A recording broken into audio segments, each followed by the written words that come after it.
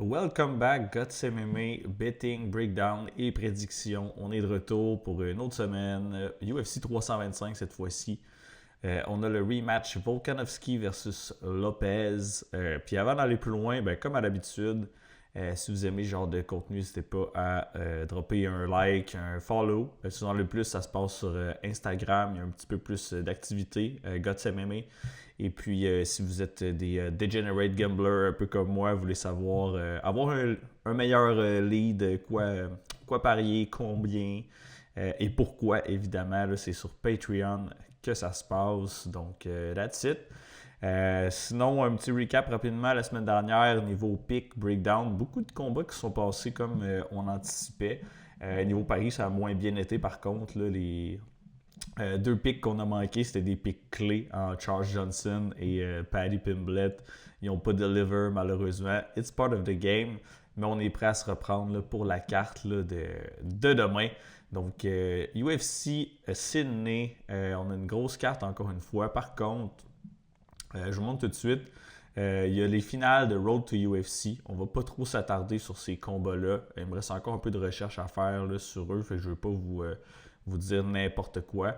Il y a 4 combats qui comptent comme Road to UFC. On les voit ici. En fait, il y en avait 4. Pourquoi je dis il y en avait 4? Il y a eu des petits pépins de pesée pour un des 4 combats et il a donc été annulé. Puis c'est dommage parce que c'est un des combats de ces 4 fights-là que j'anticipais le plus. Donc vous le voyez ici, là, c'est Namzrai Badbayar versus Aronto. Ce combat-là, ça aurait été un banger. Aronto qui est arrivé avec le genre de curtain, vu qu'il pensait pas faire le poids. Il a accoté son bras dessus. Ça a enlevé un petit peu trop de poids que prévu son cheat. Il a pesé à 122 livres. Ils ont trouvé ça louche, ils l'ont pesé 100. Il a fait 129. Ça a été annulé, donc ça n'a pas marché, sa technique. Combat is off. Sinon, rapidement, vous voyez les 3 autres. Je vais quand même parler d'un fighter à watcher demain là, qui j'ai très hâte de voir en action. C'est lui ici, c'est Sulang Rangbo. Donc, un combattant chinois très jeune, si je ne me trompe pas, on va vérifier, là, je ne vais pas vous dire de la merde. Là. Mais 20 ans, le kid, là, très très jeune, un striking explosif, dynamique, vraiment intéressant. J'ai hâte de le voir en action là, pour la finale de Road to UFC, donc 10-3. Mais vous voyez, ces 3 défaites, je pense qu'il a perdu, il y avait 16-17 ans la dernière fois. Là. Ouais, c'est ça, 20 ans. Donc, combattant à surveiller demain, watchez-le, je pense qu'il va donner un bon spectacle, ou ça se peut qu'il se fasse smoke aussi. Mais bref, un prospect très intéressant à mon avis. Donc, sans plus tarder, gang, on se lance dans les combats officiels UFC.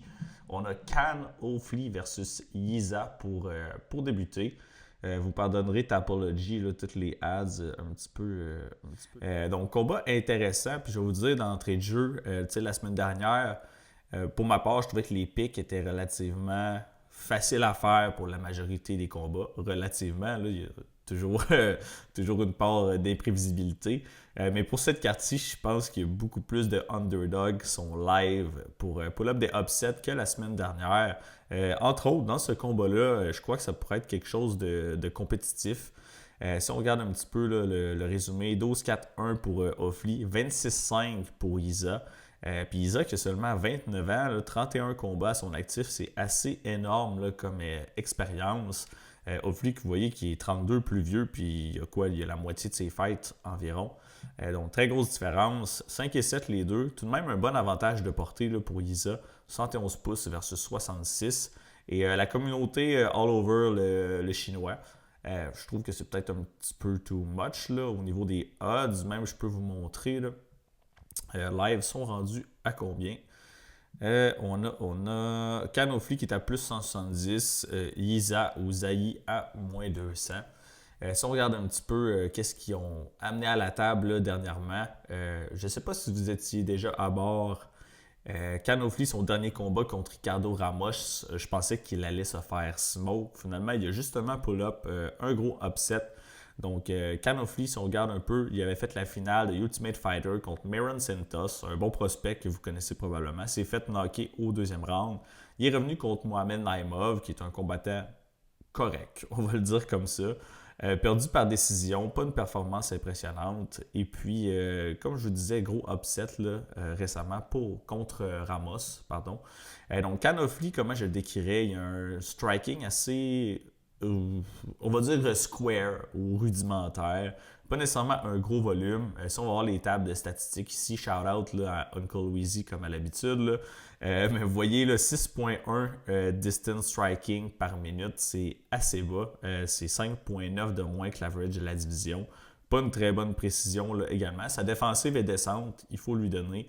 Mais très low volume, un peu stiff là, dans ses shots. Bref, son striking est pas délicieux, on va le dire comme ça. Il a définitivement un avantage là, debout, je pense, au niveau de l'explosivité, au niveau de la boxe. Je pense que c'est clairement de son side.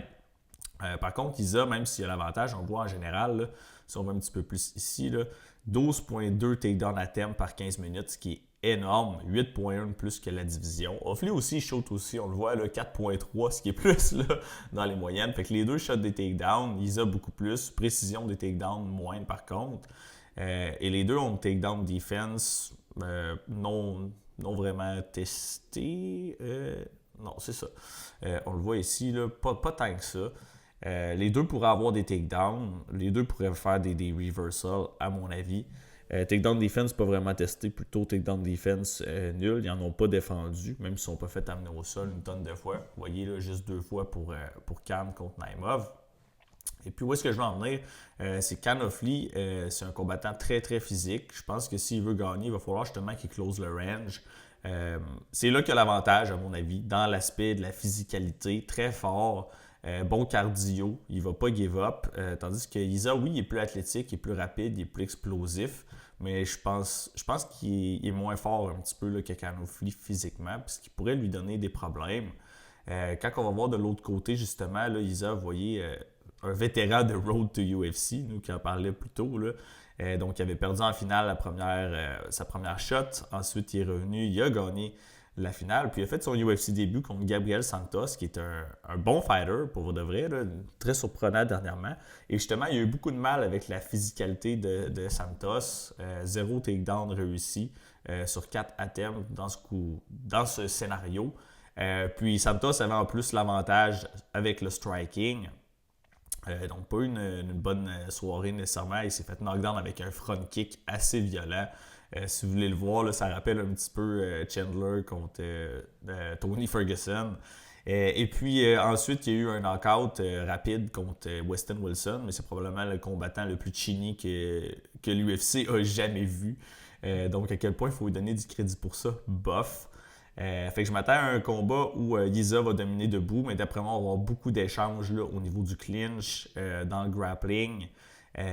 Yiza, je pense qu'il a probablement un meilleur jiu-jitsu, mais Canofly, jiu-jitsu opportuniste également. On l'a vu dans son dernier combat contre Ramos, j'étais sûr qu'il allait se faire smoke. Finalement, il sort de des knee bars, des clés de cheville, puis très opportuniste. Il a réussi à saisir le dos puis terminer un rear naked choke. Très bon squeeze, donc honnêtement, je m'attends à quelque chose de plus compétitif que les odds. En termes de pure pick live, j'ai envie de sider du côté d'Isa. Des fois, deux gars qui aiment beaucoup les takedowns puis le grappling de la sorte, on le sait, ça se ramasse debout pour la majeure partie. Et Isa est, à mon avis, supérieur dans ce département-là. Mais c'est vraiment pas un pick confiant, puis ça se pourrait même honnêtement que je flippe là, d'ici demain. Next up, on a Jonathan Mikalev qui va affronter Oben Elliott. Un autre combat fort intéressant, là, à mon avis, cette fois-ci chez les 170 livres. Donc, on a Jonathan qui est 8-1, Oben Elliott 12-3. Les odds relativement serrés ici, puis je pense que c'est encore assez représentatif. 26 ans contre 28 ans, donc deux jeunes combattants. 6 pieds les deux, par contre, 77 pouces de portée versus 72. Fait que tout de même un gros avantage là, pour Mikalev, et je crois que ça pourrait justement entrer en jeu dans ce combat-là. Au niveau de la communauté, assez serré, assez représentative, même des odds de Tapology, mais on va aller voir sur les marchés là, si ça a bougé ou non. Donc, on a Mikalev moins 130, plus 110 pour Oben Elliott, fait que très, très, très semblable. Et puis, j'ai tendance à s'aider du côté de Mikalev là, dans ce combat-ci, et je vous explique pourquoi un peu, c'est quoi ma vision du fight. Donc, si on regarde un peu leur profil, Mikalev, qui est tout jeune, on l'a vu, 26 ans, puis il vient de faire son début au UFC, là, en fait, 2025, début de l'année dernière, a pris du temps off depuis. Je me souviens plus s'il y a une blessure ou whatever, mais ça fait tout de même quasiment un an là, qu'on ne l'a pas vu. Mais bref, Contender Series, Mohamed Ado, très belle soumission pour de vrai, là, opportuniste. Il y a un frame justement avec des longs bras, des longues jambes, très bon jiu-jitsu, capable d'aller chercher des positions au sol là, pour terminer le combat de diverses manières. Donc, assez dangereux, là, je dirais, sur le tatami. Puis je crois que dans ce combat-là, justement, il y a un gros avantage au niveau là, du jiu-jitsu par rapport à Oben Elliott. Et puis son dernier fight contre Kevin Jousset, c'est vrai quelque chose à mentionner, c'est un match-up gaucher-droitier, ce qui était d'ailleurs le cas ici, Mikalev qui est gaucher. L'histoire du combat, c'est Mikalev qui envoie des kicks arrière et des mains arrière. C'est ça pendant 15 minutes. Il pince Kevin avec des head kicks, avec des grosses gauches, non-stop. Puis c'est pas vraiment des combinaisons, vous voyez quand même un nombre de coups significatifs impressionnant, 85. Puis je sais pas c'est quoi la proportion là, des kicks arrière, mais c'est pratiquement juste ça. Puis ça connecte là, à souhait au corps, à la tête. Kevin Jousset qui est banged up. Fait que belle performance dans un sens, mais je dois aussi avouer que c'est une performance vraiment atroce là, de Kevin Jousset, qui s'est d'ailleurs fait cut du UFC, si je ne me trompe pas. Là. Aucune adaptation, il a réussi à rien faire. Donc, Mikalev qui sert justement bien de sa portée. Footwork décent, pas exceptionnel, là, mais il est bon pour rester à distance, sortir. Il tourne bien, il attire les gens dans son côté fort, puis il va trigger ses gros kicks et ses grosses mains arrière. Quelque chose que je pourrais voir ici. Au niveau du striking, Oben Elliott, à long range, je pense que ça va être plus difficile pour lui. Mais Oben Elliott qui a une meilleure boxe, à mon avis. Mais pour ça, il va falloir qu'il crash dans le pocket. Je crois aussi qu'Elliott a probablement une meilleure lutte. Je dis probablement parce qu'on pensait tous que Oben Elliott allait avoir une meilleure lutte que Sok Young Ko dans son dernier fight. Finalement, il s'est fait out-grapple, out-wrestle. Vous voyez, il s'est fait takedown à 6 reprises. Il s'est fait contrôler pendant 10 minutes. C'est plus de 2 rounds. Donc, vraiment pas une bonne performance dans un combat où Oben Elliott était un très gros favori. Je croyais d'ailleurs là, qu'il allait gagner. Props à tous ceux qui ont payé Sok Young Ko. Je pense qu'il était à plus 300, là, quelque chose de fou. Finalement, Oben Elliott qui a eu aucune réponse là, contre Ko, qui s'avère être un bon prospect, évidemment. Mais je pourrais voir un scénario justement où Mikalev il domine long range, il place ses gros shots, ils finissent par crasher là, au corps à corps, un takedown, whatever. Oui, ça pourrait même être Elliott qui obtient le takedown. Mais je pourrais voir Mikalev qui est le reverse ou qui sert de son jiu-jitsu supérieur pour créer des opportunités, soit de soumission ou de reverse. On a vu Elliott dans ce combat-ci, il s'est pas fait choquer, mais il s'est retrouvé dans des positions fâcheuses à quelques reprises, des rear naked choke qui étaient assez close, pas pour terminer le fight, mais ouais, il a été dans des positions fâcheuses, on se le cachera pas. Puis je crois que Mikalev il a probablement un jiu-jitsu plus agressif là, qu'un gars comme Sok Young Ko. Donc à distance, je vois ça serré, distance de kick, long range plus Mikalev, pocket boxing, Elliott évidemment, mais l'avantage de jiu-jitsu aussi du side de Mikalev me laisse sider un petit peu plus là, de son bord. Elliott aussi, qui a prouvé être durable. On l'a vu se faire brasser par contre dans plusieurs combats. Vous voyez, il s'est fait même knockdown par Val Woodburn. C'est pas vraiment un good look. Pour ceux qui ne se souviennent pas, Val Woodburn, si je ne me trompe pas, avait remplacé dernière minute pour affronter Bo Nickel, puis il s'est fait geler en 38 secondes. Donc, se faire knockdown par ce dude-là, c'est pas nécessairement un good look. Preston Parsons, c'est une belle performance, il faut lui donner. Basile Hafez aussi, même assez surprenant. Mais après le letdown du dernier combat, un petit goût amer, honnêtement, là, pour ma part. À 28 ans, il peut revenir pour avoir fait beaucoup de progrès, c'est clair. Puis, dernière chose, justement, c'est dans le fait de Sok Young Ko, un peu à l'image de Kevin Jousset, comme on mentionnait dernièrement, il n'a pas réussi à s'adapter dans ce combat-là. Ça a été un rinse and repeat pendant 15 minutes. Il avait l'air découragé, même à décision. Donc, c'est quelque chose que j'aime un petit peu moins voir. Puis on parle de progrès, là. Jonathan Mikalev à 26 ans, c'est clair qu'il va en avoir fait aussi. Donc, je vais sider avec lui pour ce combat-là. L'issue, j'ai aucune idée pour de vrai. Là, je vois des scénarios multiples. Je pourrais voir une soumission de Jonathan. Je pourrais le voir le pincer Elliott avec un head kick ou tout simplement cruiser vers une décision où est-ce qu'il marque plus de points outside et qu'il y a les meilleurs moments là, dans les échanges de grappling. Donc, à suivre, mais le pick pour moi, c'est Jonathan Mikalev pour la victoire. Next, on a un autre combat assez serré, intéressant à mon avis. Beaucoup de red flags des deux côtés. On a Jacob Malkoun qui fait son retour après 1 an et demi d'absence pratiquement contre Torres Fanny. Au niveau des fiches, Malkoun 8-3, donc carrière tout jeune, là, même si son body semble avoir 75 ans. 11-0 là, pour Torres qui est invaincu. Moins 150 ici, je crois que ça a bougé un petit peu. Plus 120 pour Torres. 30 ans, 27 ans, cette fois-ci chez les middleweight. 5-9, 5-8. Tout de même intéressant aussi parce que Torres Fanny, pardon, là, il est souvent contre des géants à 5-8. C'est un très petit middleweight. Puis là, il est contre quelqu'un là, de sa taille ou presque. Au niveau de la portée, 73 pouces, 75,5. Donc, léger avantage là, pour Torres. Puis vous voyez, il y a la communauté là, qui est tout l'inverse là, des odds. Et d'ailleurs, pour le dernier combat, là, vous vérifieriez Oben Elliott contre Mikalev aussi c'était inversé. Là. J'avais mal vu rapidement quand on a regardé. Donc vous voyez Fanny qui est un favorisé de la communauté. Et puis si on regarde les odds actuels là, sur les marchés, on a Fanny qui est un underdog. Donc dog money sur Torres. Et puis si on regarde un petit peu qu'est-ce qui se passe lately là, avec ces deux-là, voyons, voir Jacob Malkoun juste ici. Donc, Malkoun, on l'a dit, c'est pas un grand middleweight non plus. Dernière fois qu'on l'a vu combattre, c'était contre Andrei Petroski là, en mars 2024. Et pour ceux qui...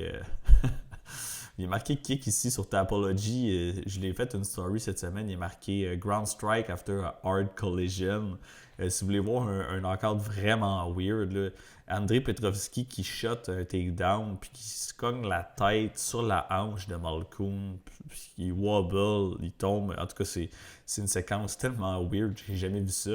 Andrei Petrovski qui s'est auto-knocké en shootant un takedown. Bref, assez weird. Juste avant Cody Brundage, on va en parler tantôt, justement, il est sur la carte. Il était en train de smoke Cody Brundage. Finalement, quelques coups derrière la tête, puis on connaît le Cody. S'il y a un way out, il va le prendre. Malkoun qui a perdu par disqualification. Ça m'avait coûté beaucoup d'argent aussi, je m'en souviens là, dans le temps. Et puis sinon, une couple de performances intéressantes. Je vous montre celle-là ici contre Brendan Allen. Un combat qui, arguably, aurait potentiellement pu gagner. Unanimous decision, mais c'est un combat très serré. Il a donné toutes sortes de problèmes là, à Brendan Allen. Donc c'est un combat qui vieillit tout de même bien. C'est déjà fait knocker auparavant, là, Jacob Malkoun. Donc, vous voyez, là, en 18 secondes, not a good look.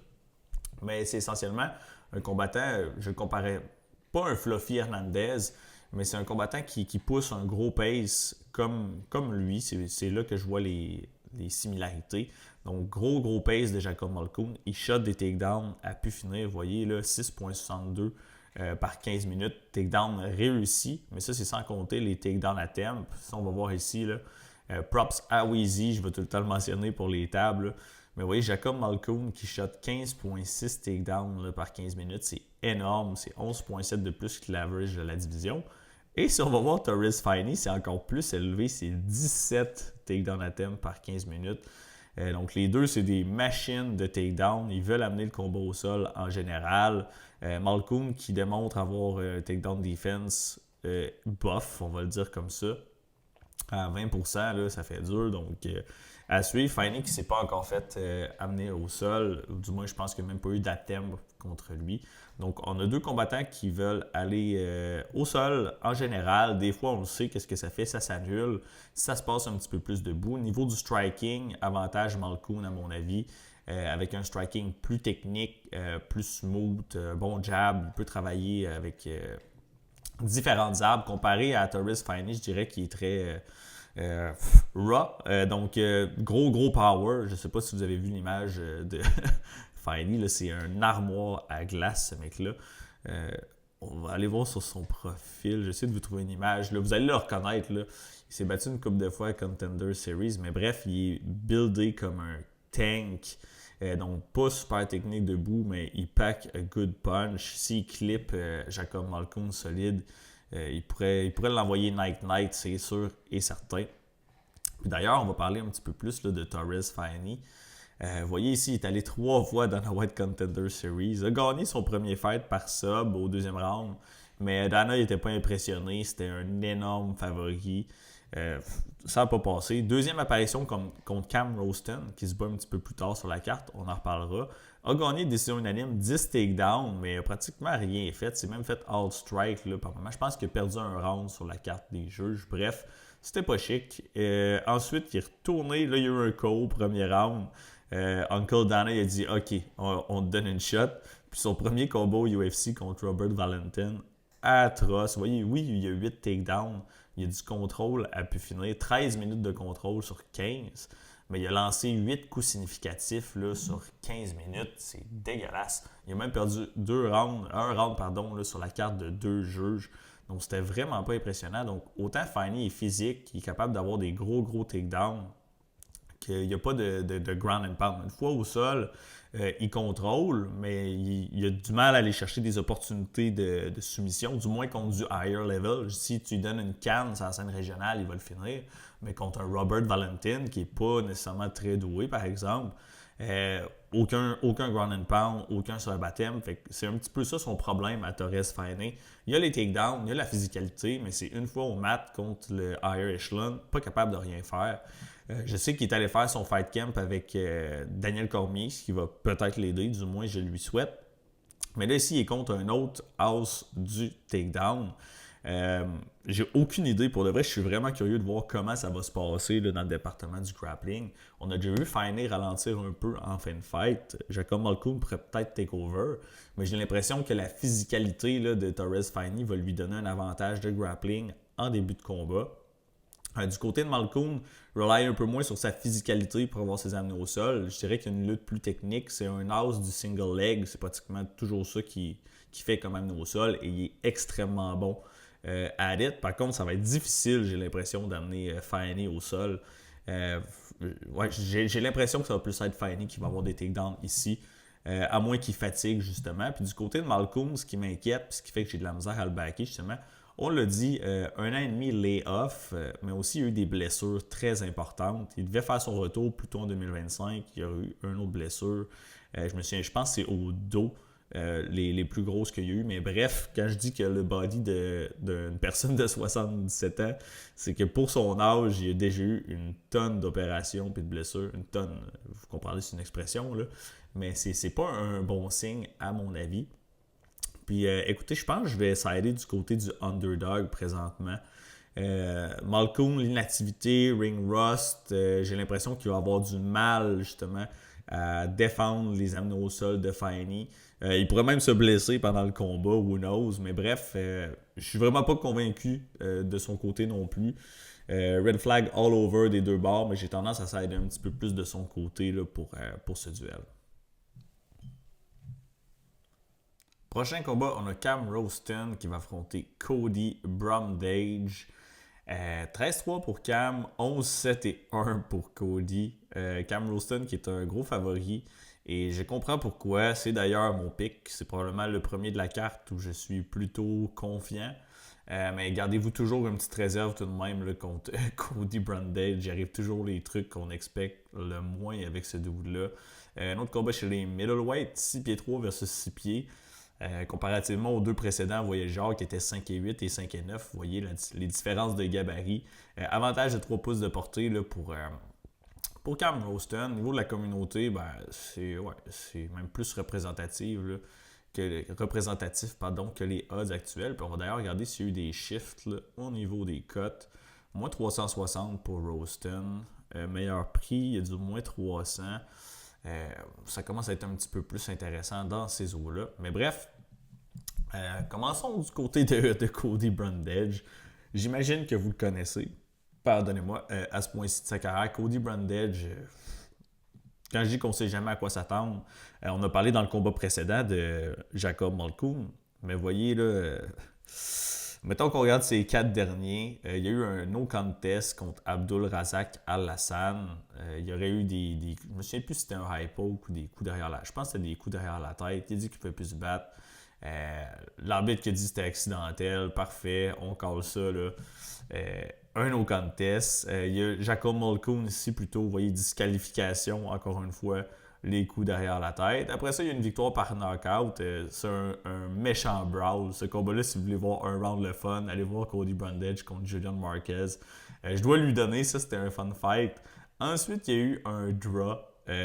C'était contre Mansour Abdul Malik. Et dernier combat, il a perdu par split decision là, contre Eric McConico, qui est atroce. Vous savez, j'ai la banner list sur Instagram. Ça va dans la snoozer list. Puis, on avait Eric McConico comme pick. Donc, vous voyez à quel point on n'était pas confiant sur Cody Brundage. Cody, qui est supposé avoir une bonne lutte sur papier, mais s'en sert rarement. Il va shooter des takedowns par-ci par-là, mais on ne peut pas vraiment se fier sur lui pour en shooter. Son fight IQ est atroce. Il paraît qu'il est vraiment difficile à coacher là, en fight surtout. Les coachs lui disent des choses, puis il fait juste à sa tête. Je dirais que sa condition de victoire, c'est un knockout au premier round. Sinon, j'ai aucune idée comment il va win ce fight-là. Fait inconstant, mauvais fight IQ. Son striking très mid. Il cogne fort au premier round. Il y a un gros overhand, mais sinon, pas grand-chose à donner. Lutte OK, mais il lutte pratiquement jamais. Donc, c'est un gars vraiment, vraiment, vraiment pas fiable, à mon avis. Puis de l'autre côté, on a Cam Roston. Vous en souviendrez peut-être. Là, justement, on en a parlé. Il a perdu contre Torres Finey à Contender Series, où est-ce qu'il s'est fait WrestleFuck pendant 3 rounds. Mais il a tout de même réussi à outstriker Torres Finey. Puis il s'est rendu là, à la décision. Gagné un round sur la carte de 2 juges. On en a parlé juste avant. Mais bref, il est revenu à Contender Series. Gros knockout là, au premier round. Assez violent. Donc, bon striking de Cam Roston pour le vrai. Travaille bien à distance. Puis même au close range, il est capable de mixer là, des weapons avec les coudes, etc. Puis, il a fait son début au UFC un mois après. C'était un UFC aussi, je ne me trompe pas, là, en Australie, contre Andrei Petrovski. Qu'on a parlé tantôt aussi, c'est vrai, il s'est knocké lui-même en shootant un takedown. Mais Cam Roston, il a KO TKO Petrovski au premier round. On l'avait d'ailleurs parié, le Cam Roston knockout. C'était un underdog, je ne me trompe pas, ou très près. Fait que très flashy weight pour commencer au UFC level. Je pense juste que Cam Roston il est beaucoup plus sound debout. Je crois qu'il y a une bonne défense de takedown. Ben, c'est relatif, oui, il est à 28% là. Mais c'était contre Torres Finey. Là, je peux lui donner un pass pour ça. Je pense qu'il a une bonne physicalité. Bon ground game. S'il se fait takedown, on le voit sur la scène régionale. Là, il travaille tout de suite pour se relever. Il est capable d'y arriver. Puis je pense pas que c'est Cody Brundage qui va réussir à l'amener au sol et le garder là longtemps. Peut-être au premier round, oui, s'il décide de commit au takedown, mais passer ça, ça va être difficile. Brundage qui a tendance à fatiguer là, son cardio. C'est vrai, je n'ai même pas parlé, mais il y a un cardio de merde aussi, Brundage. Donc, Cam Roston, je pense qu'il va take over. Soit un knockout early ou dès que Cody Brundage va fatiguer, il va le pincer à un moment ou l'autre. Donc, c'est vraiment mon avis sur le fight. Par contre, quand je vous dis gardez-vous une réserve, Cody Brundage, on ne sait jamais. Peut-être que Roston, il va avoir un high poke, je sais pas trop, ou un low blow. Un coup derrière la tête, puis Cody Brundage, c'est simple, s'il y a un way out, il va le prendre. Donc, soyez prêts à l'imprévisible là, quand il est dans l'octogone. Mais le pick officiel, c'est Cam Roston et par knockout. Next up, on a Junior Tafa versus Billy Elekena. Et je vous dis tout de suite, mon pick c'est Elekena. Je ne pourrai jamais parier et pardonner Junior Tafa again. Je sais même pas quoi dire à propos de lui. Je pensais qu'il avait une chance son dernier combat. Je croyais en la résurgence de Junior Tafa à 185 livres. Finalement, il me let down comme pas possible. C'était la carte de Derrick Lewis versus Talishon Teixeira. Puis on a failli hit un PRP. PRP, pour ceux qui sont moins familiers, à chaque carte, je fais un petit pari, pas un gros wagger, on garde ça light, mais avec tous les gagnants, tous les picks de la carte. Puis je les ai tous eus, sauf Junior Tafa, qui est passé tout près gagner le combat, mais il nous a montré que Junior Tafa, il n'a pas sa place au UFC. Il ne devrait pas être là. Et je pense vraiment que Billy Elikena va le finir là, ce samedi. Mais bref, on va faire le breakdown comme à l'habitude. Junior Tafa, 6-4 en MMA Pro. 9-2 pour Elikena. 29 ans, 30 ans, donc pas très vieux non plus. Elikena qui est un favori, mais pas nécessairement le plus énorme. Combat chez les 205, je pense que c'est chez les 185. On va aller vérifier pour être sûr. Là. Voyons voir. Light Heavyweight. Ok, je pensais que c'était chez les 185 livres, mais finalement, c'est chez les Light Heavyweight. On va regarder Junior Tafa, son dernier. Ok, my bad. Je pensais que c'était un. Junior Tafa avait descendu de Light Heavyweight à Middleweight, mais c'est l'inverse, c'est Heavyweight à Light Heavyweight. Mon erreur pour celle-là. Bref, on a un combat chez les Light Heavyweight finalement. Puis Junior Tafa, il y a 6-4 en MMA Pro, m'a combattu, je crois, au Glory Kickboxing. Bref, une grosse organisation de K1 auparavant. Pas nécessairement super shiny là. Mais il y a beaucoup de gens qui croyaient en lui à cause de son background en kick, un peu à la Easy ou name it, le Pereira, des gars qui viennent du kickboxing et qui ont du succès. Finalement, lui, c'est 0-0 ça, puis une barre. 6 pieds 3, 6 pieds 3, 72 pouces de portée, Tafa, 77 pour Elikena. La communauté all over Elikena également, et je comprends là, pourquoi. Niveau des odds, voyons voir là, si ça a bougé. Moins 2,50, encore une fois. J'ai mes yeux, je yeux que les odds, Billy Elikena finish, Billy Elikena sub, je pense que c'est l'issue la plus probable. Donc si on regarde là, rapidement, en fait, je vais vous montrer une statistique intéressante. Là. Shout out Weezy, encore une fois. Junior Tafa, on le sait, on a parlé kickboxer, il cogne très dur, il faut lui donner très très puissant, mais son grappling inexistant.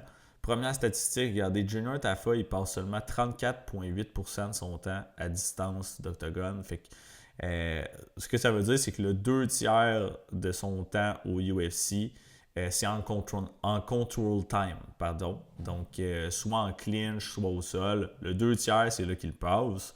Puis, je vous amène ici, sur tout le control time de Junior Tafa, il gagne seulement 1,9% des positions dominantes. Donc, ça veut dire qu'il est tout le temps en dessous ou il est tout le temps en train de se faire contrôler dans le clinch. Donc, sur son 2 tiers de temps au UFC, dans la cage, en position de contrôle, de clinch, whatever, il gagne 1,9% du temps. C'est dégueulasse, ça n'a pas de sens. Il ne shoot pas de takedown. Billy Elikena shoot quelques takedowns. Puis on voit une comparaison. Billy Elikena, lui, qui gagne 74,2% là, de son control time. Donc, sérieux, ça montre à quel point Junior Tafa, il n'y a aucun ground game. Je pense même qu'il est white belt là, de mémoire. Là. Ça serait quand même à vérifier. Là. Mais bref, un fish out of water là, une fois sur son dos. Puis je pense qu'il va terminer sur son dos dans ce duel. Si on regarde un peu là, son parcours, perdu contre Mohamed Ousmane, là, son UFC debut, victoire par knockout contre Parker Porter, c'est pas mal son only way pour gagner, c'est un KO early, parce qu'il n'y a aucun cardio. Donc si ça se manifeste pas en début de fight, c'est terminé. Il s'est fait KO TKO par De Lima, ensuite il s'est fait heel hook par Walter Walker. Next, il s'est battu contre Sean Sharaf, un combattant qui avait pris le combat, si je ne me trompe pas, à 24 heures d'avis ou 48 heures, bref, très très short notice. Puis Junior Tafa, il a failli perdre. Au premier round, il se fait takedown, il se fait ground and pound. L'arbitre est à ça d'arrêter le fight. Finalement, il se rend au deuxième round, puis somehow, le deuxième round commence. Puis Junior Tafa, il a l'air encore plus fatigué là, que Sean Sharaf, qui a pris le combat short notice. Il réussit à le clipper et à avoir le knockout, mais c'est vraiment pas chic. Puis son dernier fight contre Tuko Tokos, c'est lui qui m'a coûté un énorme bag. Contre Tuko Tokos, il se fait takedown à 5 reprises. Il réussit à le toucher au chin fin du premier round, je ne me trompe pas, puis début deuxième. Il sonne Tokos au début du deuxième round, puis il envoie une coupe de shots, un genre de flurry de punch. Puis encore une fois, on les regarde aller, puis Junior Tafa est encore plus gaz-out que Tuko Tokos qui s'est fait ébranler. Tokos qui trouve un takedown sans résistance, puis qui va chercher un arm triangle, easy peasy. Il choke out, donc Sérieux, c'est vraiment pas un combattant en qui vous pouvez avoir confiance. Et moi, c'est terminé. Il est sur ma blacklist. Là, oui, j'ai une blacklist pour ceux qui se demandent. C'est terminé, Junior Tafa pour moi. Puis de l'autre côté, Elekena, j'étais vraiment pas high sur lui au départ. Puis je commence à avoir un petit peu plus de. Je pense pas que ce gars-là va être un top 10 ou whatever. Mais il a un skill set beaucoup plus complet là, qu'un Junior Tafa. Début contre Bogdan Guskov, il s'est fait choker au deuxième round. C'est un combat que j'aime pas parce qu'on dirait qu'il quit, mais il avait pris ça dernière minute aussi. Pour le premier round, il take down Bogdan Guskov, qui est un combattant très physique, qui a du succès là, récemment tout de même. Puis Billy Lekena, le takedown, il prend son dos. Il termine pas, mais au premier round, c'est lui qui domine clairement là, au niveau du sol. Combat suivant, c'est un vrai snooze fest contre Ibu Hassan, il ne s'est rien passé du tout. Et son dernier fight contre Kevin Christian, Billy Lekena qui pince Kevin Christian, qui tombe au sol, puis il en profite, il s'en va au sol, très bon pour prendre le dos rapidement et il le choked out, il le met unconscious. Une séquence que vous vous rappelez peut-être, là, l'arbitre qui est du mauvais côté, Christian qui tape out, mais l'arbitre qui ne le voit pas, et finalement il se rendort. Je pense que Lekena, il a le fight IQ pour gagner ce combat-là. En fait, c'est un fight IQ test pour lui. Si ça commence puis il décide de swing and bang avec Tafa, c'est une recette pour le désastre. Mais s'il va intelligemment, il space, il choisit ses moments puis il shoot un takedown dès qu'il a l'opportunité. Je pense qu'il peut amener Tafa au sol, puis probablement que ça ne prendra pas beaucoup de takedown là, pour trouver la soumission, du moins là, à mon avis. Fait que Billy Elekena pour moi, Billy Elekena par soumission. Si ça se passe late, par exemple, si ça s'étire un peu, deuxième round, Tafa qui n'a aucun cardio, je pourrais voir peut-être un ground and pound aussi. Donc il se fait pender au sol, plus de gaz, plus de défense, TKO, c'est possible, mais j'ai tendance à aligner un petit peu plus du côté de la soumission.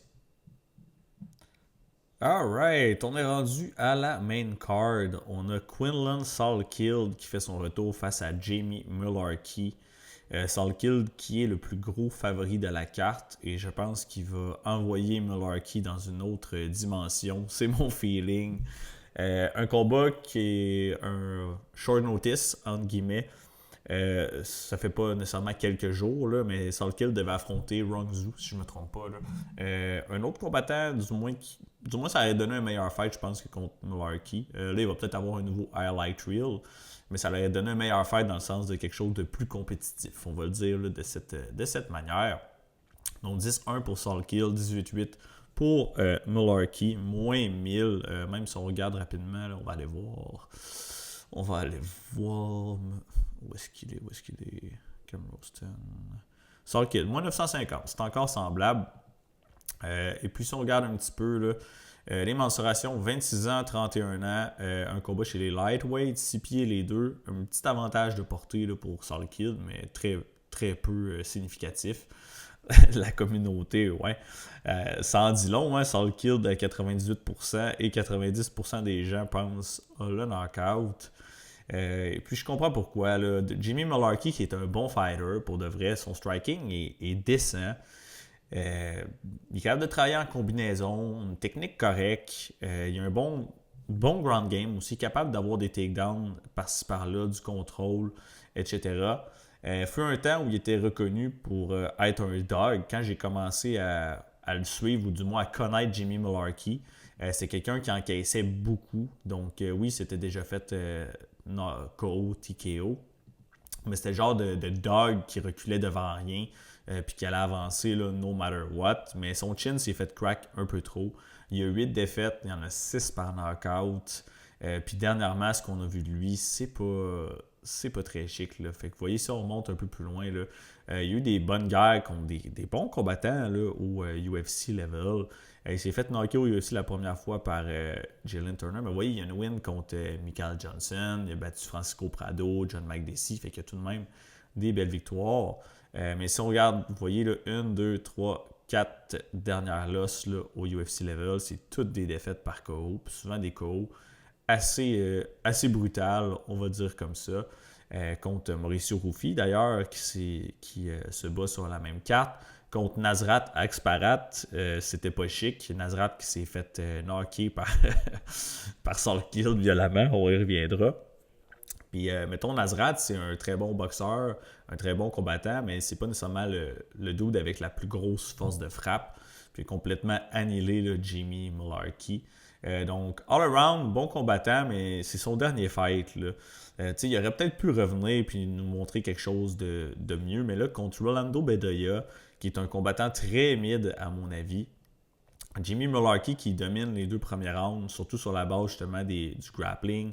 Il sécure du control time, du clinch, il place des coups significatifs. Mais au 3e round, Bedoya qui commence à avoir du succès dans le striking. Puis on voit que Jimmy Mullarkey n'est plus du tout à l'aise d'encaisser. Vous voyez, Mullarkey shooter 17 takedowns, c'était every wrestling pace. C'est presque rien passé dans les 2 premiers. Vous voyez, il a reçu 5 coups significatifs au premier round, 10 au deuxième, 31 au 3e. Puis ce combat-là aurait duré 2 minutes de plus. Je pense que Jimmy Mullarkey se serait fait mettre KO contre un Bedoya qui n'a pas un très bon striking, qui n'a pas beaucoup de puissance. Il s'est fait banged up en un round. Vous voyez, la face amochée. Il n'est pas à l'aise de recevoir les coups. C'est un très, très, très gros red flag à mon avis. Et puis contre un gars comme Saul Kild, qui a non seulement l'avantage, je crois, au niveau du striking, c'est pas un striker exceptionnel, mais il a une force de frappe beaucoup plus importante qu'un Rolando Bedoya, par exemple. Il est précis. On l'a vu, là, il cogne dur, là, son dernier KO contre Aksparat. Je capotais. J'avais parié Aksparat d'ailleurs, qui lookait bien, puis il s'est fait headkick, un des plus beaux KO de l'année. Là. Si vous avez écouté le recap avec Max, là, il était dans mon top 3. Donc, il a envoyé Aksparat dans Oblivion avec son headkick. Fait que non seulement il y a un gros avantage au niveau de la puissance, du striking, le dynamisme, la précision, à mon avis, la durabilité, ça n'a rien à voir, là, c'est le jour et la nuit. Mais également, Saul Kild, qu'on l'oublie peut-être, mais en vrai, c'est un très bon grappler aussi. Vous voyez, là, 8 takedowns ici, 9 takedowns. C'est quelqu'un qui aime ça avoir des amenés au sol, qui a un bon jiu-jitsu. Il y a beaucoup de soumissions. Il n'y en a pas au UFC, là, mais sur la scène régionale, il y a plusieurs wins by sub. Et puis contre un Jimmy Mullarkey qui va vouloir take down Saul Kild pour annuler son striking puis pas se faire knocker, je pense que Quinlan, il a tout ce qu'il faut pour le neutraliser, soit défendre les takedowns, les amener au sol, soit se relever, ou même reverse Mullarkey puis trouver des opportunités au corps à corps pour le blesser. Donc, honnêtement, j'ai vraiment de la misère à avoir un path to victory pour Jimmy Mullarkey. Je crois que c'est un terrible match-up pour lui. Donc, Quinlan Saul Kild qui risque de faire du bruit encore une fois samedi avec un highlight reel, à mon avis. C'est pas un combat difficile à pick là, de mon côté. Prochain fight, on a Tai Tuivasa qui fait son retour après un bon layoff, je pense quelque chose comme 1 an et demi, qui affronte Talishan Teixeira pour son retour. Combat heavyweight, combat qui risque de durer 2 minutes. Du moins, je serais surpris que ça dépasse là, un round. Donc, rapidement, 14-8 pour Bam Bam, 8-1 pour Talishan Teixeira, qui est un gros favori quand même. Là. À moins de 3,40. On ira voir là, les odds si on updaté. Bam Bam qui va être le favori de la foule, on s'entend, en Australie. 32 ans, 26 ans, un bébé heavyweight pour Talishan. Le poids, on en parlera dans pas long, 6 pieds 2, 6 pieds 7, donc avantage de portée et de grandeur là, significatif pour Talishan, 83 pouces, donc c'est 8 pouces de plus là, de range. La communauté qui favorise Teixeira, tout de même quelques Tuivasa believers, et j'ai envie d'en faire partie pour être honnête, pas avec une haute confiance, mais j'ai tendance à aligner un petit peu de son bord, j'explique pourquoi dans un instant. Les odds, vous voyez, moins 350 là, pour Teixeira. Certains marchés qui ont bougé un peu, vous voyez, du moins 2,85. De l'argent qui revient un peu sur taille. Et puis si on regarde là, lately, là, qu'est-ce qui se passe? On commence du côté de taille ou Teixeira. On va commencer avec Teixeira. Donc, Talishan Teixeira, qui a fait son début à Contender Series là, en 2024 contre un Arthur Lopez qui est à chier, qui n'est pas un heavyweight, c'est un light heavyweight, qui est tout petit. Oui, il gagne un beau knockout au premier round, mais il se fait connecter par des bombes. Talishan, c'est une chance qu'Arthur Lopez, pardon, c'est pas un combattant avec une force de frappe énorme, parce que Teixeira, il prend des claques là, flush à la babine, là, très très, puis pas juste une fois, là, plusieurs fois, en un combat qui a duré 1 minute 57. Donc, c'est tout de même un red flag à mon avis. combat contre Justin Tafa, le frère de Junior Tafa, qu'on a parlé tout à l'heure. Donc, KO très rapide, 35 secondes, beau elbow, close range. Tafa qui disait qu'il avait reçu un low blow juste avant, blablabla. En tout cas, bref, pas ça le point, on reviendra. Et son dernier combat contre Lewis, c'était un énorme favori, encore une fois. On peut aller voir le combien exactement. Puis d'ailleurs, on avait parié Derrick Lewis by knockout. C'est la même carte, justement, que l'autre Tafa nous a let down contre Tuco Tacos. Donc, Talishan Teixeira, on va aller voir les odds, là. Combien qui était contre Derrick Lewis? C'était un favori à moins 300. Fait que, vous voyez, même, c'est un plus gros favori en ce moment contre Tai qu'il était là, contre Derrick Lewis. Et c'est un combat qui a eu lieu récemment. Et si vous avez regardé UFC la semaine dernière, vous voyez que Derrick Lewis, là, ce n'est plus l'ombre de lui-même. C'était pas chic. Donc, c'est pas nécessairement avec du recul une belle défaite là, pour Talishan Teixeira. Il y en a qui crient early stoppage.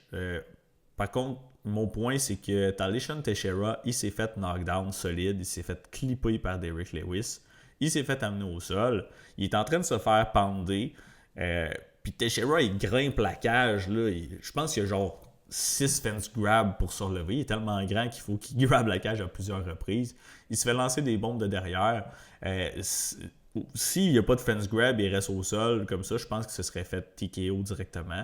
Il y a des arguments pour un early stoppage vu qu'il se revire et il a l'air encore là, mais il a tout de même triché pour se relever.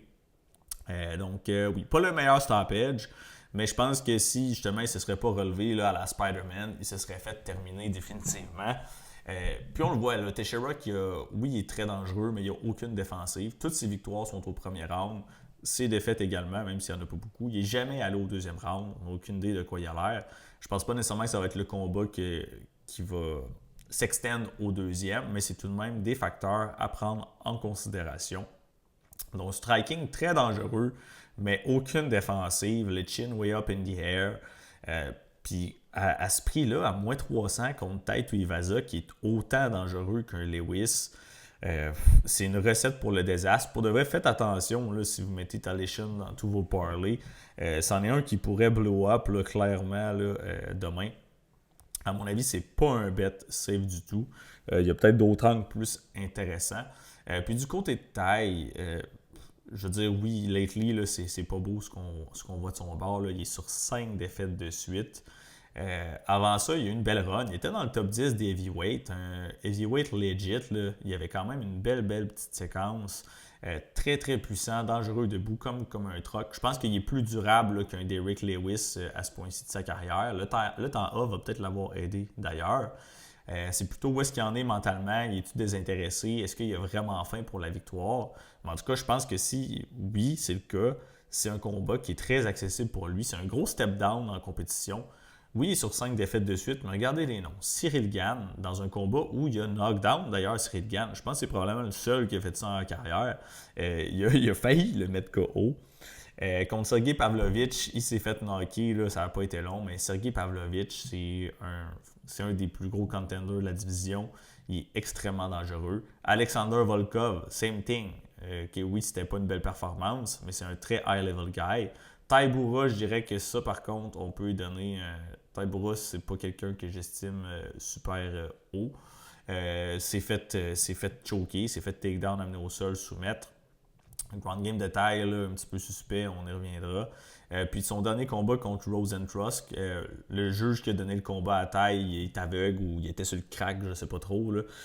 Mais c'est clairement un unanimous decision là, pour Rosenstruck, qui est un autre excellent heavyweight. Pour de vrai, mettez Teixeira contre un de ces 5 gars-là, j'ai de la misère à croire qu'il va en passer un. Donc, la différence d'expérience à haut niveau, la différence d'adversité, c'est le jour et la nuit. Le layoff m'inquiète un petit peu.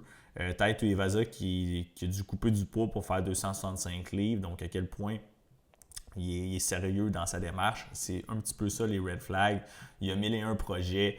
Je pense qu'il est rendu avec des weed shops, surtout en Thaïlande. Bref, je sais pas trop. Il fait toutes sortes d'affaires sur le side, mais s'il y a un bounce back spot, c'est clairement celui-là, à mon avis. Qui n'a pas envie de voir Tai Tuivasa faire un showy en Australie à domicile?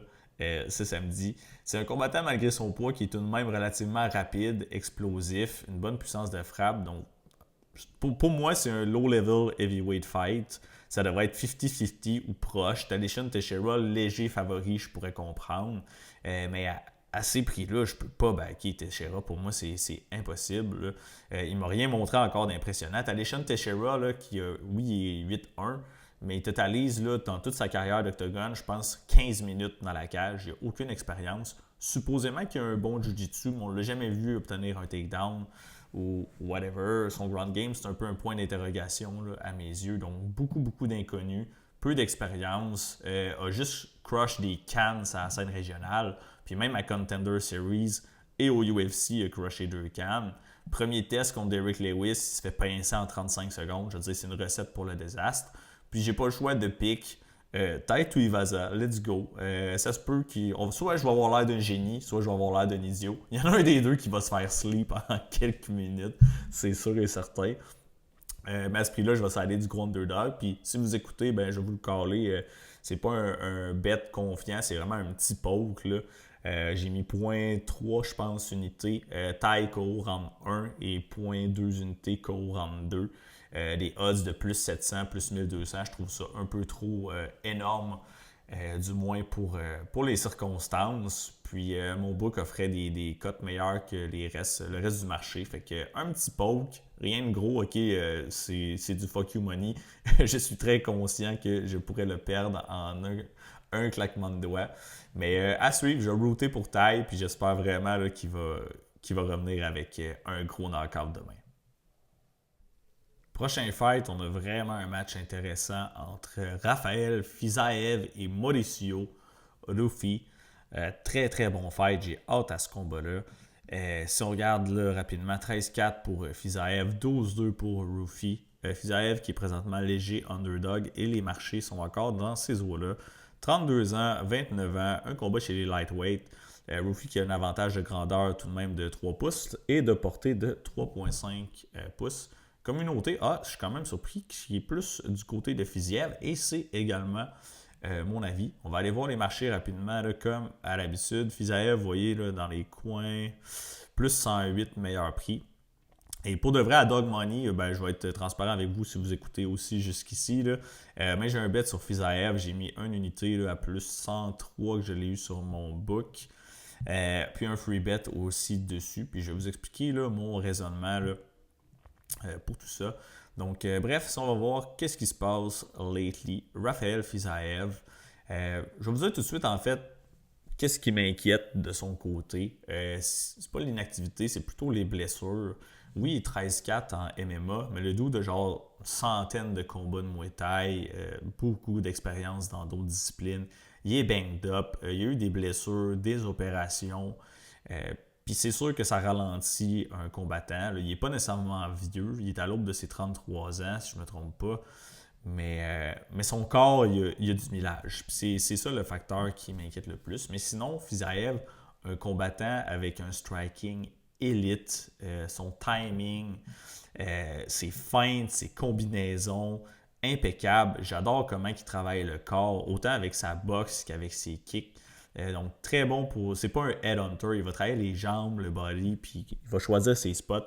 T'sais, il fait pas il n'envoie rien pour rien souvent. Tout est calculé, a un objectif dans ses coups.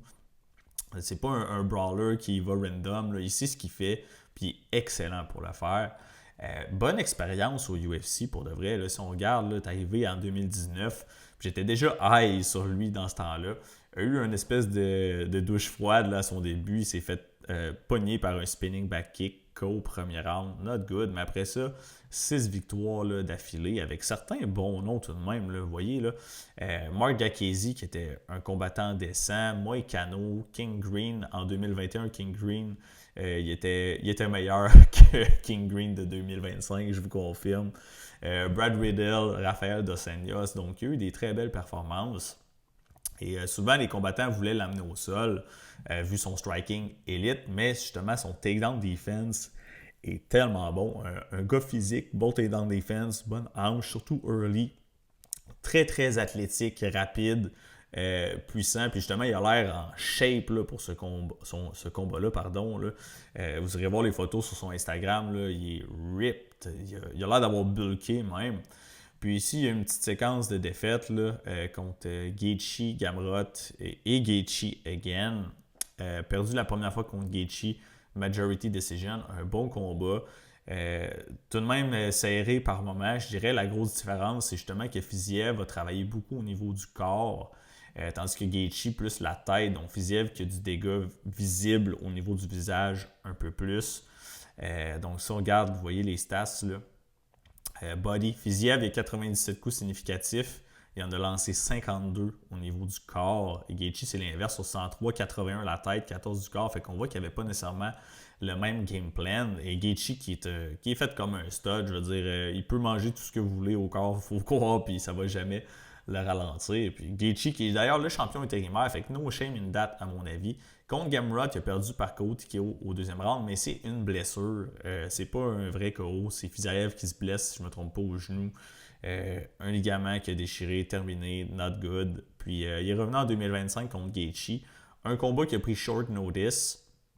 Pour son retour, c'est pas un easy task, là, on s'entend. Combat compétitif là, à beaucoup de moments. Deuxième round, ce qui a fait la différence vraiment, je pense, c'est le knockdown de Justin Gaethje. À close range, donc dans le clinch là, ou très près là, avec l'uppercut, classique Gaethje qui knockdown Fiziev, mais qui a tout de même push through it, puis qui a réussi à terminer le combat avec un nombre de strikes, là, vous voyez, très très compétitif. Et puis il est revenu contre Ignacio Bahamondes récemment. On était du côté de Fiziev. Dominer le jeune prospect qui est très grand. On parle de Rufi qui est 6 pieds, là, mais Bahamondes qui est quelque chose comme 6 pieds 3, qui a une portée de fou. Ça n'a pas été un problème pour Fiziev qui a dominé pour de vrai. Là.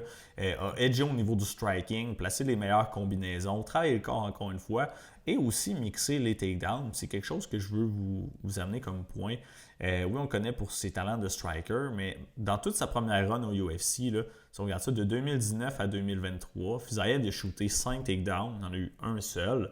Dans ses 2 derniers fights, il a shooté 6 takedowns, il a obtenu les 6. Fait que c'est clairement une corde qu'il a ajoutée à son arc. Il peut dominer debout, mais par-ci par-là, justement, le monde s'attend tellement à ce qu'il strike que s'il shoot un takedown, il obtient un sweep ou whatever, les gens s'y en attendent un peu moins. Je pense pas qu'il va dominer Rufi au sol, mais peut-être qu'il pourrait sécuriser un takedown par-ci par-là pour marquer des points supplémentaires et peut-être là, voler des rounds.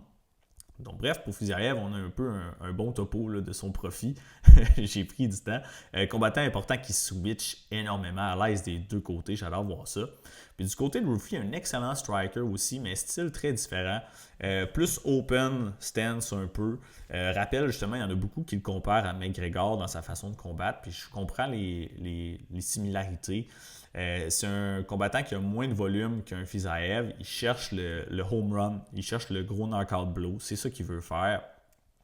Précis, créatif avec son striking, bonne force de frappe, il faut lui donner. Par contre, beaucoup moins accompli que Fiziev, à mon avis. Puis, ce qui nous a amené sur la table, je veux dire, oui, il a fait des belles choses, mais il n'y a rien qui me laisse croire que il va allumer un Fiziev comme ça, one shot. Si on regarde un petit peu, Contender Series, un KO TKO, 3e round. OK, il est revenu. Il a battu par KO Jamie Mullarkey, probablement le combattant, un des plus chinis de la division. Le breakdown plutôt sur la carte. Décision unanime contre James Lontop. On y revient dans un instant. KO contre le Shell de King Green. Et puis contre Saint-Denis, il s'est fait smoke son dernier combat. Puis ça fait pas si longtemps que ça. T'sais, comment il va revenir de cette défaite-là? C'est un gros point d'interrogation là. Pour moi. Mais bref, si on va voir le combat contre James Lontop first, c'était à New York, j'étais là live d'ailleurs. J'avais des bets, Rufi knockout, finish, des under, name it. Finalement, tout perdu. Évidemment, vous voyez l'issue du fight. Rufi qui domine en début de combat. Puis c'est James Lontop qui avait pris le combat short notice. Il y a des circonstances qu'il faut dire que Lontop il a manqué le poids, overweight, peut-être pas autant drain que normalement. Peut-être s'il avait été vraiment au poids, ça aurait été plus rough. Mais Lontop qui encaisse des gros shots de Rufi, premier, deuxième round, il s'est fait piece up. Lontop d'ailleurs, je pense qu'il est plus avec le UFC. C'est un combattant mauvais, il n'y avait pas d'affaire là, selon moi. Puis au troisième round, Rufi, il est tellement. Tout ce qu'il met, c'est à 100%. Donc, il se fatigue. C'est un style qui draine de l'énergie.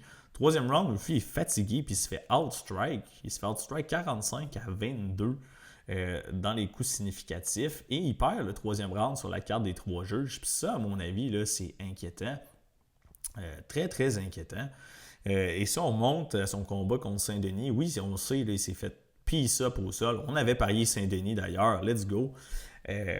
Mais même debout, je veux dire, Saint-Denis, avec un gros left kick qui semble déranger Rufi, puis il en repasse un ou deux là, dans le combat. Puis il n'a pas l'air d'aimer les body shots. Puis à mon avis, contre un gars contre Fiziev, allez voir là, son switch kick, son kick gauche est insane. Puis pas juste ça, on l'a mentionné plus tôt, tout son body work, il travaille souvent le corps. C'est quelque chose qui pourrait drainer puis fatiguer Rufi prématurément, à mon avis.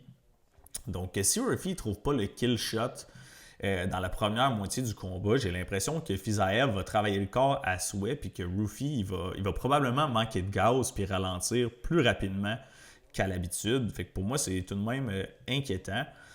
Sinon, pour striking, je veux dire, oui, Rufi est précis, il a un bon stand-up, mais j'ai pas le choix de donner l'avantage technique à Fiziev. Donc, si on a un combat qui se déroule majoritairement debout, je vais favoriser le meilleur striker. J'ai pas le choix. Et puis, il y a l'aspect du grappling. Je veux dire, il s'est fait ragdoll au sol par Saint-Denis. Je dis pas que Fiziev va le ragdoll de la même manière, mais je pense qu'il pourrait avoir un takedown par-ci par-là pour edger, comme j'ai mentionné plus tôt. Donc, pour ma part, j'ai pas le choix d'aller Fiziev là, à Dog Money. Si Fiziev était à moins... si on regarde ici, là, si vous checkez les odds, Fiziev, jusqu'à un certain point, il était à moins 190. Okay? Aucune chance que je l'aurais parié à ce prix-là. Mais à plus 102, je veux dire, je trouve que ça n'a pas de sens. Ça n'a pas de sens à mon avis. Lui qui revient d'une belle victoire contre un prospect probablement plus hot que Rufi, à mon avis. Pourquoi il est underdog contre un combattant qui revient d'une grosse rince, on ne sait pas comment il va revenir.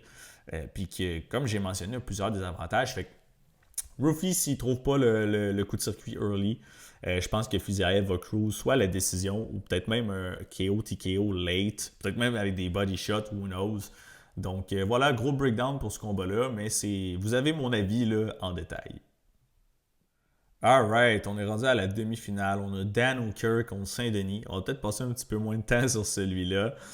Si on regarde 24-13 Hooker, 16-3 pour BSD, qui est un gros favori. Peut-être un peu trop gros à mon goût, mais je crois vraiment que c'est le side ici. Je pense qu'il va smoke Dan Hooker.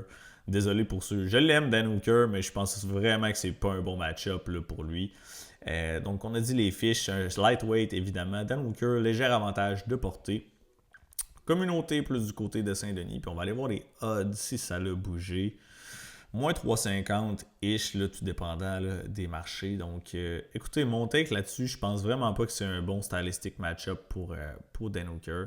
Dan Hooker, qui fut un temps où il était très bon, connu pour sa durabilité légendaire également. Mais il s'est fait crack à plusieurs reprises. Puis justement, quand on dit que quelqu'un, on le connaît pour son cœur, sa durabilité légendaire, c'est souvent parce qu'il a mangé des grosses volées. Puis c'est le cas. Il a fait des wars. Je pense qu'après le combat contre Dustin Poirier, là, ça a été un life-changing beating. Dan Hooker qui s'était fait finir, je pense, une seule fois au UFC Level. Vous voyez, là, en 2014 et justement le combat de Poirier 2020, il s'est fait finir une seule fois, puis c'était au troisième round contre Barboza. Fait que il a quand même cumulé, vous voyez, là, beaucoup de dommages à 126 coups significatifs avant de se faire KO, TKO. Puis par après, si on regarde, on monte entre 2021 post-Poirier à aujourd'hui. Il y a 4 défaites. C'est 4 finishes. Ça en dit long. C'est fait KO au premier round par Chandler. C'est fait KO au premier round par Allen. C'est fait sub par Makhachev au deuxième. Et il vient de se faire sub par Tsarukyan. Puis même ses victoires, je veux dire, il y en a qui sont bien. Claudio Puelles, on n'arrête pas ça, définitivement pas. Contre Turner, ça a été une split decision. Il aurait pu perdre ce combat-là, à mon avis. Contre Gamrot, même chose. Il a gagné, mais il aurait pu perdre ce combat-là également. Donc, plus le chin d'antan, on va se le dire. Puis honnêtement, je vois un scénario semblable à son dernier combat contre Tsarukyan. Oui, si on avait un kickboxing match, Dan Hooker serait favori à mon avis. Mais là, c'est du MMA, guys.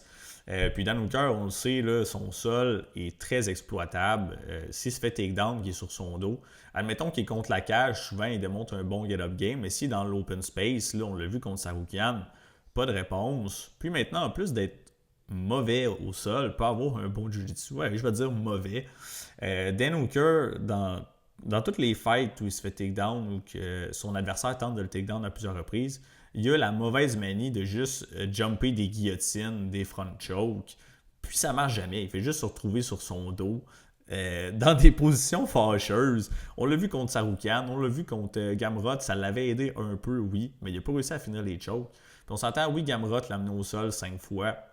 Le takedown, Gamrot qui a une bonne lutte, mais son control au sol, puis il n'y a pas de subgame non plus, là, donc pour de vrai, je le rate plus ou moins là, à ce niveau-là. On a vu contre un gars comme Saroukian qui cherche le ground and pound puis les sub qui peut avoir, il peut trouver là, un finish là, avec relative aise. Puis du côté de Saint-Denis, je dirais pas que Saint-Denis a le même jiu, peut-être semblable ou la même lutte plutôt que de Saroukian, mais il est autant physique, je crois, sinon plus qu'un Arman Saroukian early. Benoît Saint-Denis il est fort comme un troc. On l'a vu là, contre Dustin Poirier, il a pratiquement 18 au premier round. Je pense qu'il va amener Dan Hooker au sol aussitôt qu'il va mettre les mains dessus. Debout, Saint-Denis, je pense qu'il y a un gros avantage de durabilité. Ce gars-là, il est intuable pour le moment. On l'a vu, il a mangé des raclés, il push through it. Je veux dire, même contre, Dos Santos, combat de dernière minute, catégorie de poids plus haute contre un Saucy Dos Santos, il s'est fait tabasser, il n'a jamais give up. Jamais give up. Il a eu sa shot contre Dustin Poirier. Il a tout donné au premier round. Il y avait un staff. Il s'est fait clip. Pour de vrai, moi, je peux lui donner un pass là-dessus, même si c'est un bad knockout. Là. Je veux dire, shit happens. Contre Moïcano, scénario, on l'a pas vu venir, celui-là. C'est fait piece up en ground and pound, mais c'est le médecin qui a arrêté le combat parce qu'il a gagné le deuxième round contre Moïcano, puis la vapeur est en train de tourner. Donc, ça montre un petit peu à quel point il est résilient, il a no quit, puis il push through it. Puis il est sur une belle petite relancée. Là. Cal Prepolek, oui, debout, il y a eu des moments où Prepolek avait du succès, mais il l'a takedown à répétition, soumission deuxième. Contre Rufi, on en a parlé tantôt, il a fait qu'une bouchée là, de Rufi alors qu'il était underdog. Et contre Dariush, je veux dire, oui, Dariush, c'est plus le même Benil que d'antan. Il n'y a plus vraiment de chin, mais pour knocker quand même Dariush en 16 secondes. Dariush, c'est pas un nobody, il faut lui donner. Je pense que même s'ils se battent debout et que Hooker a l'avantage technique, je pourrais voir Saint-Denis clipper Hooker puis le knockdown ou lui faire mal. Mais plus souvent qu'autrement, je pense que Saint-Denis, il va l'amener au sol très, très, très rapidement. Il va le brasser. Dan Hooker va peut-être se relever. Pourquoi Saint-Denis, c'est pas un grappler positionnel. Il va pas chercher à juste maintenir sa position. Laissez-le puis rien faire. Il va placer des shots, il va chercher à faire du dégât, aller trouver des tentatives de choke. Il va essayer de finir ça au plus sacrant. D'ailleurs, toutes ses victoires sont par finish, puis je pense pas que ça va changer là, demain. Là. Donc, Benoît Saint-Denis qui smoke Dan Hooker demain en demi-finale, c'est ma prédiction. Probablement une sub. Donc, that's it pour le co-main event. On est rendu à la finale. Alexander Volkanovski versus Diego Lopez. Le rematch. Deuxième chance au titre pour M. Lopez. Donc 27-4 pour Vos, 27-7 pour Lopez. Les odds assez serrés, moins 145 Vos, plus 120 pour M. Lopez. L'âge, très grosse différence. Là, 37 pour Vos, 31 pour Diego. Featherweight title bout, pas besoin de le dire, 145 livres. Diego qui a un gros avantage là, de taille, mais la portée qui est presque identique à 1 pouce près.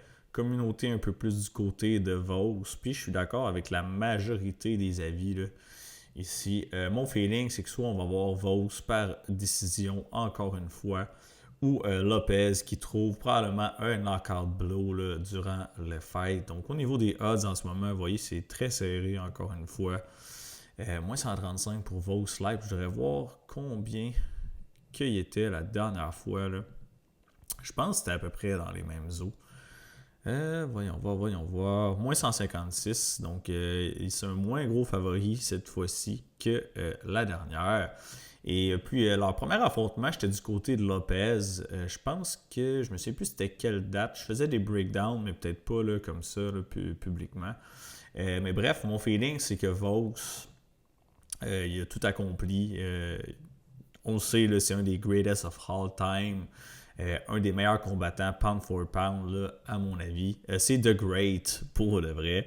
Mais à 37 ans, c'est le produit final. Il va commencer à ralentir tôt ou tard. Je pensais que ça allait être probablement un peu le chapitre final la dernière fois contre Lopez. Puis finalement, Vos qui sort une flawless performance contre Diego Lopez, qui emporte son titre à nouveau.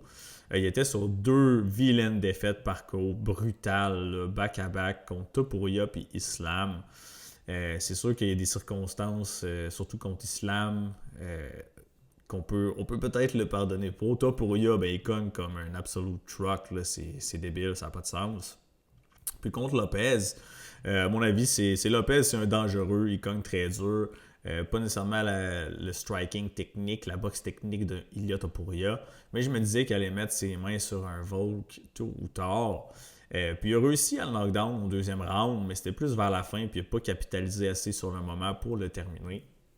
Et Volk a fait un match parfait, ou presque, à part la séquence que je viens de parler, où en fin de combat, il s'est fait toucher un petit peu plus, mais il a push through it. Volk qui win 4 rounds sur 5, là, à mon avis.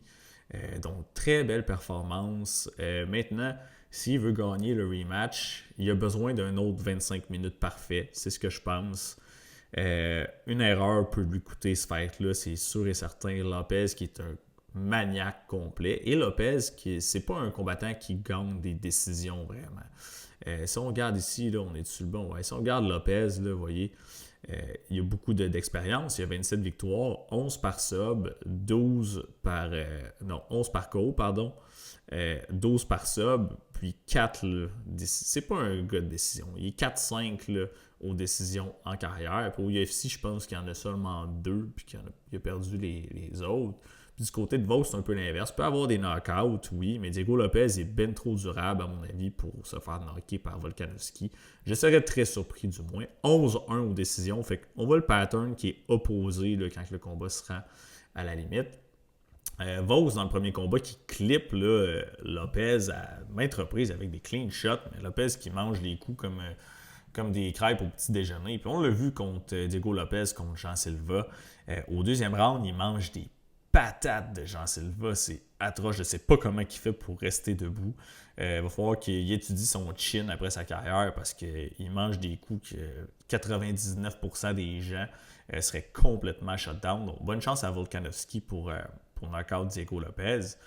Puis j'ai l'impression que ça va peut-être être difficile pour Vaux de faire encore une fois un match parfait. Dans le sens où, on l'a dit, là, Vaux, il ne va pas refaire nécessairement de progrès significatif d'un combat à l'autre. Puis c'est l'inverse pour Lopez.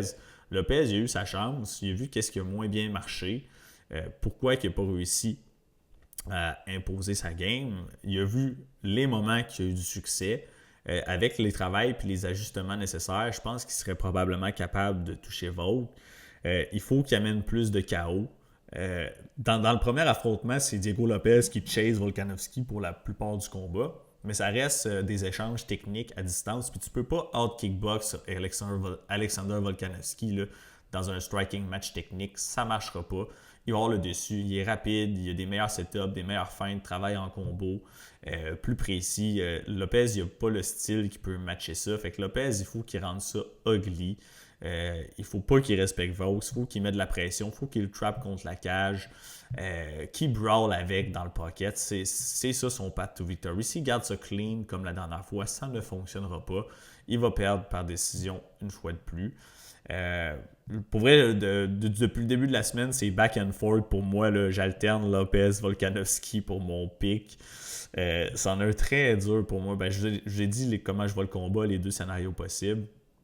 Fait que c'est comme un genre de game de ping-pong dans ma tête. Je pense que rapidement comme ça, je vais y aller avec Lopez, le underdog, comme à leur premier affrontement. J'ai l'impression que ça va être difficile pour Vaux de pull-up un match parfait 2 fois de suite, que Lopez va finir par trouver là, l'ouverture, il craquer. Puis tu sais, les odds, on sait les odds, ça représente là, des probabilités. Là. Quand on voit, mettons, du moins 135, on parle peut-être d'une probabilité de 60% de victoire, 65-ish, même on peut aller le voir là, plus précisément si vous voulez, là, pour vous donner une idée. Là. Les odds, American Odds, moins 135, les probabilités que ça représente là, dans le moment. Voyons voir ici. Je ne me souviens pas tout par cœur. Là. On parle d'à peu près, c'est ça, un 58% de chance de victoire pour Volkanovski sur papier. Puis, tu sais, les chances qu'il fasse un match parfait, justement, 2 fois de suite, sont faibles, à mon avis. Il a gagné le premier match, on en a un deuxième. 50-50, tu fais 2 piles ou face, ça se peut qu'on pogne face 2 fois de suite. Mais ça se peut que tu pognes un pile, un face. Les rematchs, ça se passe jamais de la même manière. Puis même, tu sais, historiquement, là, Volkanovski, il y en a eu des rematchs, puis ça n'a pas toujours nécessairement bien été là, quand on se penche dessus. Là. Il y a eu des rematchs contre Max Holloway, vous vous en souviendrez. Là. Max Holloway ici, mais ça a été beaucoup plus chaud, là, son affrontement suivant, pardon. Même chose contre Makhachev, premier fight ultra compétitif, deuxième c'est fait smoke. J'ai hâte de voir contre Lopez comment ça va aller, mais la jeunesse, j'ai l'impression que Lopez, peut-être qu'il veut plus. Justement, Volkanovski, il a tout accompli. Il est au top de la food chain, puis de l'autre côté, il y a Lopez qui a faim, qui est affamé, qui veut avoir le titre, qui veut goûter à ce succès-là. Puis sans oublier aussi qu'il revient, tu sais, Alexander s'est pas battu depuis, là, donc il était ses bancs, il récupérait, il se préparait, whatever. Mais Diego Lopez, depuis, il est allé battre Jean Silva. Un fight qui n'a pas du tout près de perdre, à mon avis, il aurait pu se retrouver dans le beau drap. Puis s'il réaffronte Jean Silva, je pourrais même voir Diego Lopez se faire battre. Mais si on se fie à qu'est-ce qui est arrivé, une performance incroyable. Là. Il a battu Jean Silva, qui est un très, très hot prospect. Probablement grandi de ça. Il fait du progrès, encore une fois, d'un combat à l'autre à 31 ans. Prime Diego Lopez. Let's go. On va s'aider de son côté. Est-ce que je vais flipper mon pick d'ici demain? On ne sait jamais, mais au moment où je fais le breakdown que je vous parle, je vais s'aider du côté de Diego Lopez, and new featherweight champion. Donc, that's it, gang. C'est tout pour le breakdown. J'espère que vous avez enjoy. Encore une fois, je vous rappelle, Instagram, c'est là que ça se passe le plus. Guts MMA, Patreon, si vous voulez pousser un petit peu plus loin les paris. On a fait une bonne rince la semaine dernière. On compte bounce back. Là, demain, du moins, là, on va tout faire là, pour l'avoir. Fait que là-dessus, je vous souhaite une bonne carte samedi. Enjoy, cachez vos bêtes, faites pas trop les fous, soyez responsables, pas trop de 20 leg parlay. Peace, guys. Passez un excellent week-end.